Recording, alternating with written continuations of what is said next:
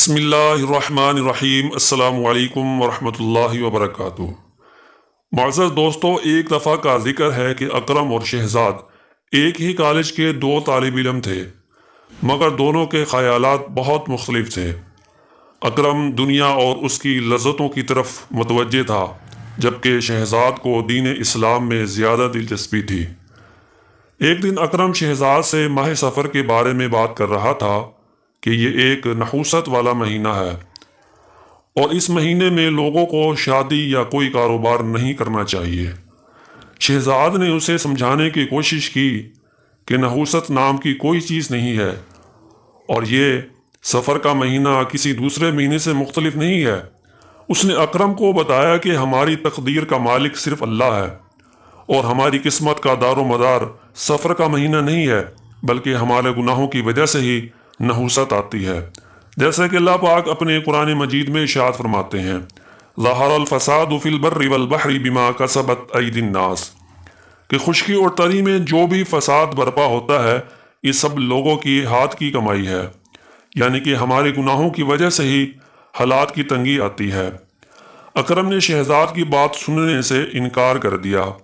اسے یقین تھا کہ سفر کا مہینہ بدقسمت ہے اور اس نے اس دوران کوئی اہم کام کرنے سے گریز کرنے کا تہیہ کر رکھا تھا۔ چند ہفتوں بعد اکرم کے والد کی نوکری چلی جاتی ہے۔ اکرم بہت پریشان ہو گیا۔ وہ سمجھ نہیں پا رہا تھا کہ اس کے ساتھ ایسا کیوں ہوا، خاص طور پر چونکہ وہ سفر کے مہینے میں کوئی اہم کام کرنے سے گریز کرتا تھا۔ شہزاد نے اکرم کو تسلی دینے کی کوشش کی، مگر وہ ابھی تک صدمے میں تھا۔ اسے یقین نہیں آ رہا تھا کہ اس کے والد کی نوکری کیوں چلی گئی اور کیسے چلی گئی، اور وہ نہیں جانتا تھا کہ وہ کیا کرے اور کیا نہ کرے۔ اگلے دن اکرم نماز پڑھنے مسجد گیا۔ اس نے اللہ تعالیٰ سے دعا کی کہ وہ یہ سمجھنے میں مدد کرے کہ اس کے ساتھ ایسا کیوں ہوا ہے، اس کے والد کی نوکری کیوں گئی ہے۔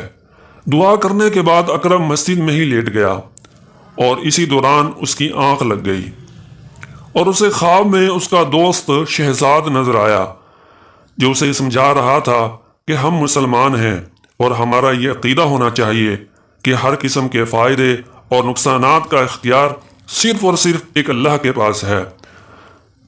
وہی پوری کائنات کا مالک ہے اور شہنشاہ ہے، ہمیں اسی پر پورا بھروسہ کرنا چاہیے۔